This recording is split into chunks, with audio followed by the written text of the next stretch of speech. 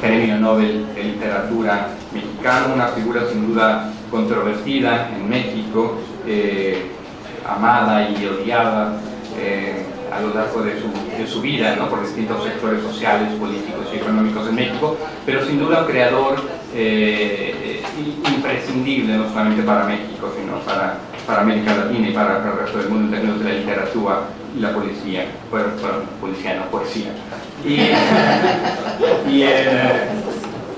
Y hace aproximadamente 65 años, Octavio Paz publicó un libro fundamental para entender o para intentar entender qué es la mexicanidad, qué es la identidad del mexicano, de dónde viene el pueblo mexicano y hasta dónde va el pueblo mexicano. Este libro se titula El laberinto de la soledad, que fue publicado en 1950 y es un libro que marcó un momento muy importante en la forma de cómo entender qué es México y cuál es la identidad de los mexicanos. Hay muchas formas de leer el laberinto de la soledad, de acercarse al laberinto de la soledad. Hoy no vamos a dedicarnos a hablar de cómo Paz califica a los mexicanos, no hay muchos trabajos que se refieren a esta forma, a esta aproximación que hace Paz, que no era un antropólogo ni un sociólogo, era un escritor, pero un escritor muy atento y muy observador de la realidad mexicana.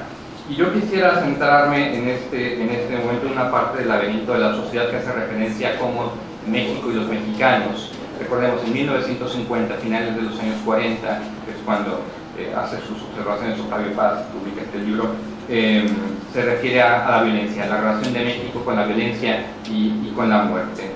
Dice Octavio Paz en El laberinto de la soledad, y de la sociedad también. Para él dice: la contemplación del horror y aún la familiaridad y la complacencia en su trato constituyen uno de los rasgos más notables del carácter mexicano. Eso escribía en 1950. Y continúa Octavio Paz: la indiferencia del mexicano ante la muerte se nutre de su indiferencia ante la vida. El mexicano no solamente postula la intrascendencia del morir, sino la del vivir. Nuestras canciones, refranes, fiestas y reflexiones populares manifiestan de una manera inequívoca que la muerte no nos asusta, porque la vida nos ha curado de espanto. Dice Paz: la muerte mexicana es el espejo de la vida de los mexicanos. Ante ambas, el mexicano se cierra, las ignora. Esto lo escribió Paz, decíamos, hace ya casi 65 años.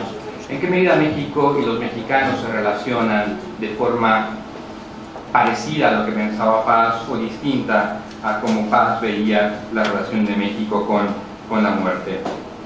Como dice el antropólogo mexicano Roger Bartra, ¿cuál es la condición posmexicana en el siglo XXI? ¿Cuál es la identidad del mexicano y de lo mexicano en el siglo XXI? Recientemente un escritor italiano que ha hecho mucho trabajo sobre México y sobre la historia del narcotráfico en América Latina, en el mundo y específicamente en México, Roberto Saviano, publicó un libro titulado 000, en el que hace, digamos, una revisión importante sobre México. Y yo creo que si bien Saviano no hace una reflexión sobre cuál es la identidad del mexicano, qué es lo mexicano, yo creo que Saviano hace algo importante que está relacionado con lo que hacía Paz en 1950, y es analizar el contexto en el que esa identidad se crea y se recrea. Y Saviano se centra en un contexto muy concreto, que es el de la violencia en México y en la importancia y el papel del narcotráfico en México. Dice Saviano, entre otras cosas, en su libro: México es el origen de todo. El mundo en el que ahora respiramos es China, es la India, pero también es México. Quien no conoce México, dice Saviano, no puede entender cómo funciona hoy la riqueza en este planeta. Y en una entrevista que le hicieron recientemente, habla sobre México y dice Saviano: si no conoces México, no conoces el mundo de hoy.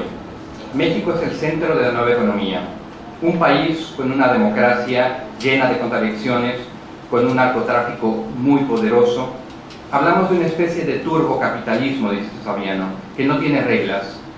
Los cárteles mexicanos facturan toneladas de dinero y lo hacen a nivel global. Se trata de un país joven, dinámico, con muchos recursos y con mucha corrupción. En este momento, el sistema financiero que pasa a través de México lo convierte en un punto central de la economía contemporánea. Y volvemos a Paz, de nuevo al laberinto de la soledad, ese laberinto que hoy incluye una violencia muy fuerte en México y de la que queremos salir. Dice Paz: para cambiar una realidad hay que entender que la realidad no se entrega al que la contempla, sino al que es capaz de sumergirse en ella. Y justamente lo que queremos hacer hoy, lo que proponemos hacer hoy aquí en el espacio de Altair, es sumergirnos un poco en esa realidad, en esa parte terrible y muy dura que es la violencia en México, que forma parte de la realidad. Y siguiendo las palabras de Paz, porque si nos sumergimos en esa realidad seremos capaces de encontrar una salida a este laberinto de la violencia en México que estamos viendo hoy en día. Y para ayudarnos a sumergirnos en la realidad tenemos a tres ponentes de lujo. Vamos a tener primero a Arturo, después a Marcela Turati, una intervención videograbada, y después a Lolita Bosch, que también nos hablará de su trabajo y de su experiencia en México. 2 minutos para presentar a Arturo y ya después hablar a los invitados. Arturo es arquitecto y sociólogo mexicano, aunque tiene varios años viviendo en Cataluña. Tiene una maestría en estudios latinoamericanos, forma parte del Grupo de Derechos Humanos y Sostenibilidad de la Cátedra UNESCO de la Universidad Politécnica de Cataluña. Arturo también es miembro de la Asociación Educación para la Acción Crítica y es miembro del colectivo La Adhesiva, Espai de Trobada y Acción. Y yo diría también que Arturo es un observador atento, crítico y muy comprometido con la realidad no solamente mexicana, sino también catalana, latinoamericana y europea. Y por eso le hemos pedido a Arturo que nos comparta sus reflexiones sobre la situación en México. Y Arturo, te dejo la palabra, tienes 15-20 minutos. Gracias, Juan Pablo. Con esa presentación me dan ganas de conocer a Arturo Landeros. Qué bárbaro, ¿no? Pero a veces las cosas fueron iguales. Gracias, Juan Pablo, gracias a esa casa también. Aquí al apoyo técnico. Y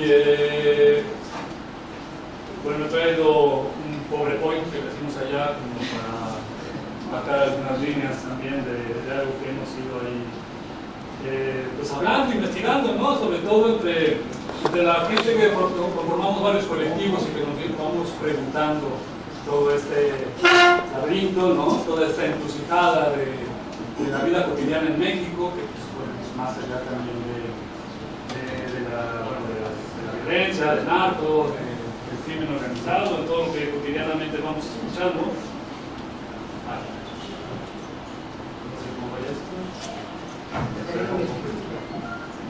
¿Se escucha allá atrás? Sí. Bueno, a ver, ¿qué tengo?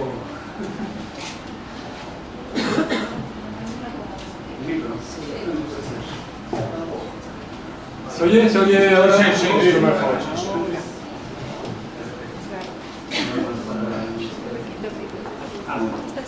Bueno, esto titulamos, ¿no? Así colectivamente esta exposición como el vacío de poder del Estado y la violencia en México. Escuchando también, bueno, el tema de esta jornada, ¿no? El laberinto de la soledad, ¿no? Desde luego, con lo que venía diciendo Juan Pablo, pues también nos sale a la reflexión, ¿no? Esa coincidencia, ¿no? De soledades que se encuentran en América Latina, ¿no? Con 100 años de soledad, con el otoño del patriarca, ¿no? Con esta posición que tiene luego cada uno de nosotros y nosotras frente al poder en México, ¿no? Cuando hablamos del poder, pues siempre hay que adjetivarlo de alguna forma. No solo estamos hablando del poder del Estado, ¿no? Estamos hablando de los poderes fácticos, estamos hablando del poder del narco, estamos hablando de una serie de de organizaciones legales o ilegales que a final de cuentas son quienes capturan ese poder, ¿no? Entonces, ante el vacío, aquí hacemos una referencia concreta al vacío de poder del Estado, ¿no? Pensando en que es un Estado social y de derecho, ¿no? Un Estado de derecho principalmente, ante el cual nos encontramos nosotros, o no nos encontramos, ¿no? En México principalmente no nos lo hemos encontrado, pero poder hay por todos lados. El poder de las mafias, el poder del gran empresariado mexicano y últimamente el poder también de otros actores que no eran muy comunes, ¿no? Como es el hecho de las autodefensas en Michoacán. Si nos damos esto, se va. Y pues de eso queremos hablar un poquito.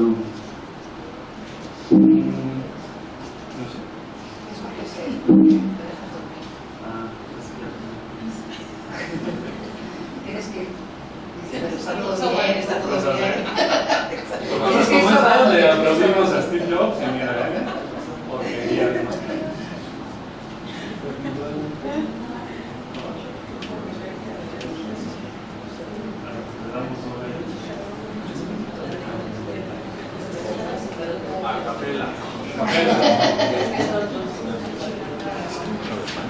Los traumas de la tecnología. Pero bueno, básicamente queríamos hablar también retomando algunos de los estudios que han hecho gente como Edgardo Buscaglia, que aquí también ahorita creo que nos hablará bastante de él. Gente como por ejemplo escritores como Sergio Aguayo, Lorenzo Meyer, Denis Dresser, periodistas como Anabel Hernández, Diego Osorno. Bueno, puedes ayudar. Y gente que de alguna manera está haciendo y teorizando sobre esto, ¿no? Bueno, si alguien le sabe el Mac y puede venir. ¿Alguien se nos ha dado hoy? Bienvenidos. Vale. Y en todo caso, lo que tenemos por acá, una primera lectura de que justamente recupera Edgardo Buscaglia, que dice: los grupos criminales no son productos de delincuentes que se juntan aleatoriamente a robar autos o a traficar drogas, sino que son formaciones sociales que surgen como producto de fallas y defectos del Estado. Es una cita que toma de Thomas Schelling de 1967. Aquí me interesa retomar que son formaciones sociales producto de fallas y defectos del Estado. Formaciones sociales. Dice Edgardo Buscaglia que en México se cometen 22 de 23 delitos patrimoniales. De hecho, el único delito que no se comete en México, para quien no lo conozca, Eduardo Buscaglia es un intelectual, es un investigador intelectual colombiano, uruguayo, argentino. Siempre lo defiende, además. ¿Sí? Muy bien. Y que se ha dado la tarea de investigar la delincuencia organizada alrededor del mundo. Y justamente por eso también, por lo que comentaba Juan Pablo, pues se ha detenido mucho en México con esa curiosidad, ¿no? Entonces él dice que de 23 delitos patrimoniales que existen en el mundo, México tiene 22. Solo nos falta traficar con residuos atómicos o con uranio y con cosas así, ¿no? Ahí vamos de nuevo.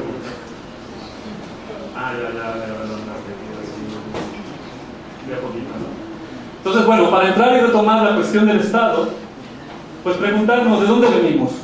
Y tenemos aquí los mapas electorales de gobernadores, ¿no? Quienes gobiernan las regiones, en 2006 a la izquierda y en 2012 las recientes elecciones, presidenciales, electorales que van en un poquito traslapadas. Pero lo interesante en todo caso, observar, ¿no?, esta relativa pluralidad que podía haber en el 2006 incluso, ¿no?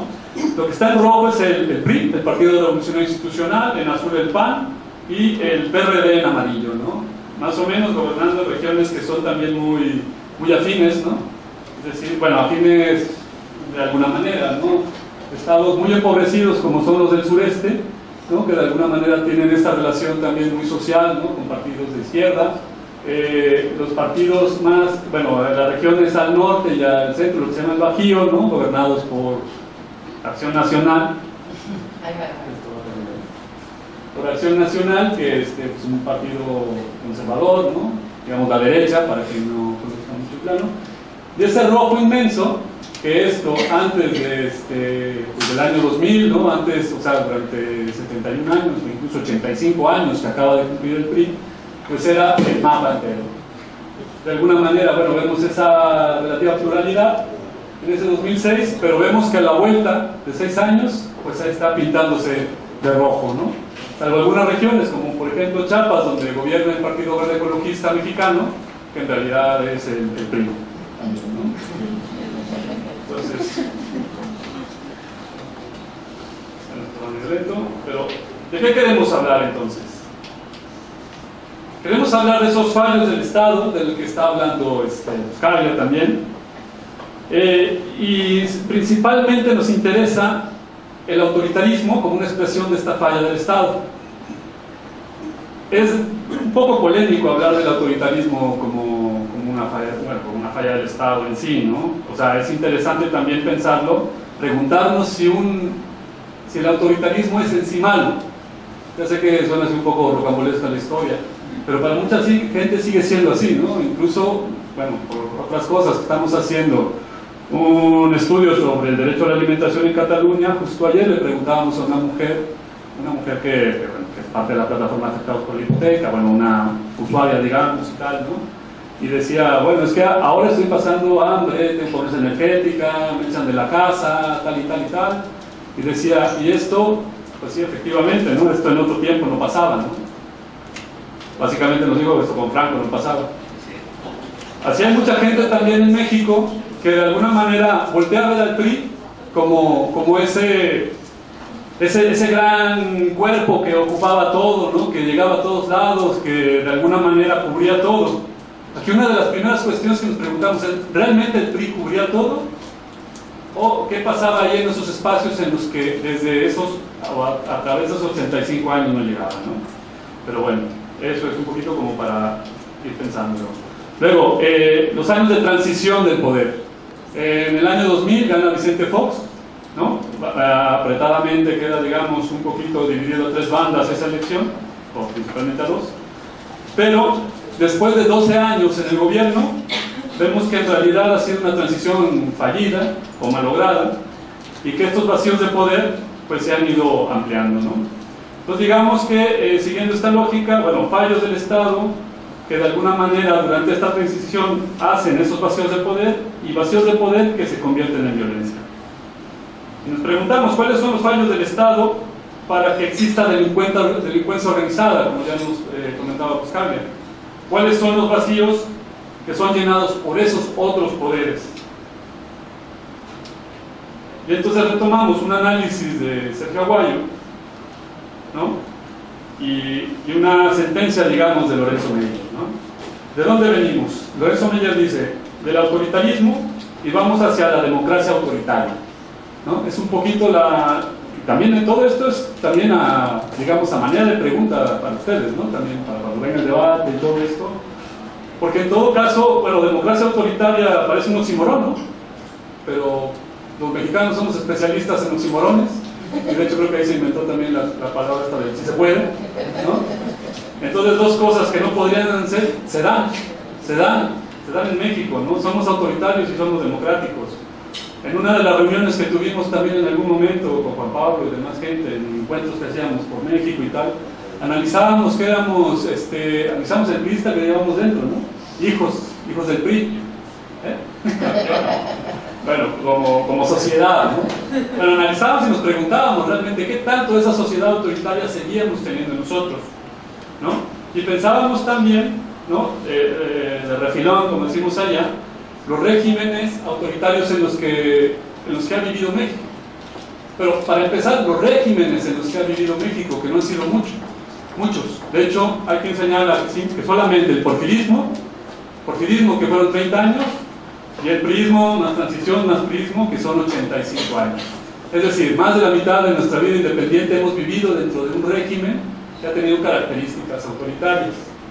¿Pero qué significa ser un régimen? ¿O por qué no antes, no? O sea, la capacidad de poder institucionalizar todos los espacios de la vida pública, pero también incluso, ¿no?, de ocupar el territorio.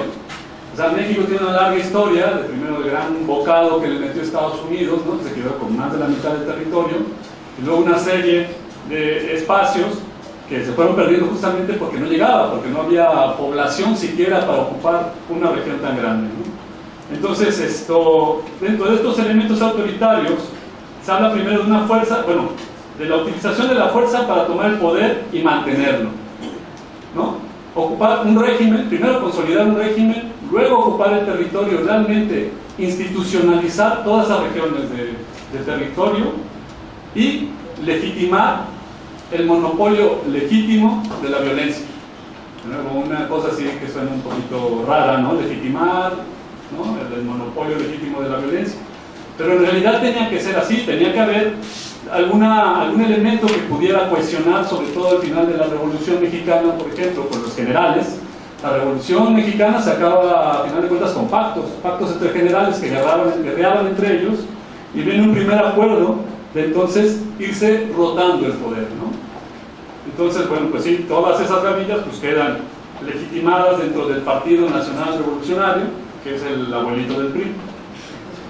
Represión y cooptación para afianzar el poder. Esto queda también como muy claro, pero digamos que son estas dos vías, ¿no? O te doy un mazazo, como dicen, plata o plomo, sería aquí la cuestión, ¿no? Decía Obregón que no había nadie que aguantara un cañonazo de 50,000 pesos, ¿no? Proveniente de la revolución, de alguna manera, pues aquel que no está conmigo, pues lo elimino, o intento de alguna manera meterlo dentro de mi esfera, capturarlo dentro de mi esfera de poder, ¿no? Adulteración del poder electoral, el dedazo.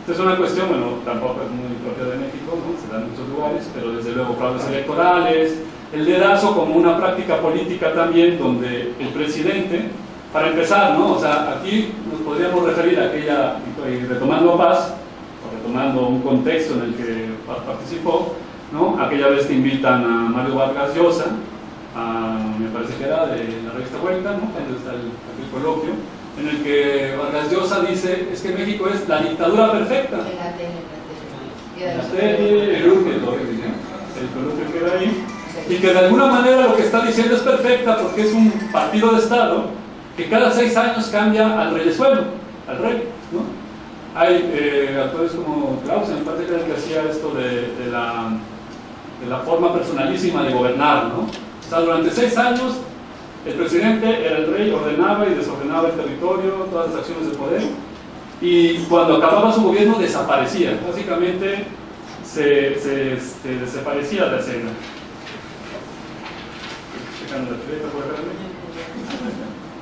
Control de los medios de comunicación, que en realidad en México son de entretenimiento. En vez de medios de comunicación son medios de entretenimiento, porque comunicar poco. Pero aquí habría que analizar, por ejemplo, lo que implicó Televisa dentro de la cultura política mexicana, ¿no? De hecho, hay un libro muy bueno, muy recomendable, que es de Fabricio Mejía, que es, bueno, dice la novela de Televisa, no recuerdo cómo se llama exactamente. Así, ¿verdad? Y señala, por ejemplo, los 3 pilares de Televisa. Bueno, yo creo que todo el mundo conoce Televisa por ahí. Los 3 pilares, bueno, son más en clave latinoamericana. Él menciona Jacobo Zabludovsky, Raúl Velasco y Valentín Pimstein, que no sé si este último suene por ahí. Bueno, Zabludovsky fue el periodista, ¿no? El que, digamos, bueno, para empezar, en México no existe la televisión pública, ¿no? Siempre ha sido televisión privada, y había sido el monopolio de Televisa hasta la aparición de TV Azteca. Pero bueno, o sea, la Televisa era quien de alguna manera daba el medio de comunicación oficial de la presidencia, ¿no? Y Zabludovsky fue pues, como su mejor ejecutor. Raúl Velasco tenía un programa que se llamaba Siempre el Domingo, que era un programa de variedades de 7 horas y que de alguna manera también iba, ¿no? Marcando como la hegemonía cultural, no solo en México, sino en América Latina incluso, ¿no? Pero también formando, ¿cómo se dice esto? Estándares de belleza, ¿no? O sea, la mujer sí tenía que salir ahí de raza, tenía que ser rubia, tenía que teñirse, tenía que tener cierta figura, ¿cierto? Y muchos grupos y mucha gente era vetada por eso, ¿no? Y Pimstein era básicamente el hombre de telenovela. El Valentín Pimstein, que era, me parece que era chileno, encontró como la fórmula de las telenovelas en México, que básicamente es la Cenicienta, ¿no? O sea, pues por mal que te vaya en la vida, bueno, tú te buscas un marido rico, terminarás ahí muy bien, ¿no? Pero a la vez también ha pensado un modelo de familia, la gran familia mexicana, que en la práctica no existía ni existe.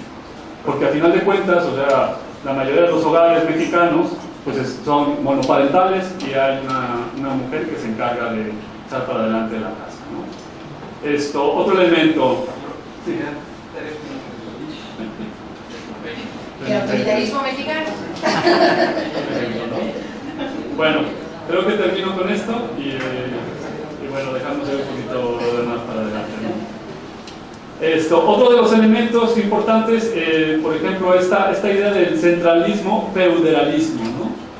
Feudalismo de feudal, ¿no? Desde luego México, como muchos países, es absolutamente centralista, ¿no? En esta lógica también del presidencialismo, ¿no? La silla en la Ciudad de México, tal. Pero cada estado de la provincia, cada estado de la república, en realidad era un pequeño feudo. Y de estos feudos pues tenemos muchas experiencias de aquellos que eran, por ejemplo, hay uno muy clásico también en la historia política mexicana, Gonzalo N. Santos, que era gobernador de San Luis Potosí, ¿no? Que acuñó aquella frase de que la moral era un árbol que da moras, ¿no? O Juan González, por ejemplo, que también acuñó una frase como un político pobre es un pobre político. Y de ahí tenemos personajes como Ulises Ruiz, como Mario Marín, el Oro Precioso, como muchos que están ahora por ahí. Consolidación de la oligarquía. Pues bueno, poco de hablar de la oligarquía que no sepamos, ¿no? Basta ver el papel de Carlos Slim, basta ver papeles como el de Salinas Pliego, ¿no? Dueño de la TV Azteca, ¿no? Pero bueno, también pensar que esto es algo que relativamente es nuevo, porque hablar de oligarquía, por ejemplo, desde la posguerra, desde que acabó la Segunda Guerra Mundial hasta los 80s, pues no era muy común. Esta consolidación de la oligarquía tiene que ver mucho con el proceso privatizador que vivió México, proceso privatizador neoliberal, que se vivió desde finales de los 80s y tuvo su momento culmen, ¿no? En los 90s, cuando se forman fortunas como la de Carlos Slim, de alguna manera con los privilegios que hay del amiguismo con el poder político, ¿no? En este caso con Carlos Salinas de Gortari, algo que los que estudian esto le llaman capitalismo entre cuates, ¿no? Capitalismo entre amiguetes, sería la cosa, ¿no? De la corrupción, pues bueno, también poco que hablar, más que pues, lo que ya se ha citado aquí, ¿no? Que ya citaba Juan Pablo, sobre los primeros lugares que llevamos en corrupción, que no es un fenómeno muy común, no es privativo de México, sino bueno, pues acá lo tenemos cotidianamente, ¿no? Solo una cuestión con la corrupción, que parte de este Estado autoritario logró organizar la corrupción. Ese es uno de los méritos del PRI, porque de alguna manera también supo cómo manejar, ¿no? La delincuencia, haciéndola parte de él, ¿no? Allá hay, por ejemplo, Anabel Hernández, en su libro, Los Señores del Narco, ¿no? Menciona mucho también esta cuestión de cómo el PRI controlaba a las redes de narcotráfico, ¿no? Con la condición, siempre y cuando no vendieran en el territorio, ¿no? Que todo lo vendieran en Estados Unidos. Y para terminar, pues para mí una de las principales lacras, ¿no? que recorren el país, la desigualdad social. Pero es una desigualdad social, la desigualdad per se, pues dicen que tampoco es mala, ¿no? Hay países que pueden ser democráticos y desiguales, ¿no? Depende también desde dónde arranque la desigualdad, ¿no? Pero aquí el problema es que estamos hablando de una que es racista, clasista, y que de alguna manera tiene también sumergido, ¿no? En una situación verdaderamente deplorable, ¿no? Por ejemplo, a los pueblos indígenas y a, pues básicamente 60 millones más de 50 millones de mexicanos que viven en pobreza, ¿no? Pues no sé, lo dejaría aquí y luego lo retomamos. Gracias.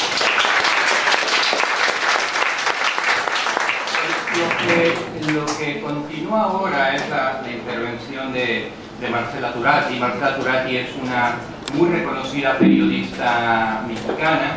Marcela Turati ha trabajado en muchos lugares, sobre todo en muchos países, en México también. Marcela Turati es una periodista que se ha jugado la vida muchas veces, como muchos otros periodistas mexicanos que están haciendo el esfuerzo, incluso a costa de su vida, de poner en riesgo su vida, de comunicar lo que sucede en México. Desde el año 2010 trabaja para la revista Proceso. En 2007 fue cofundadora de la red Periodistas de a Pie. Ha ganado muchos premios por su labor. Quizá mencionar los dos más recientes. Uno que recibió en el 2012 por la Universidad de Harvard, que fue el premio. ¿Puedes hacer un momento de la luz? Que ya no veo la luz.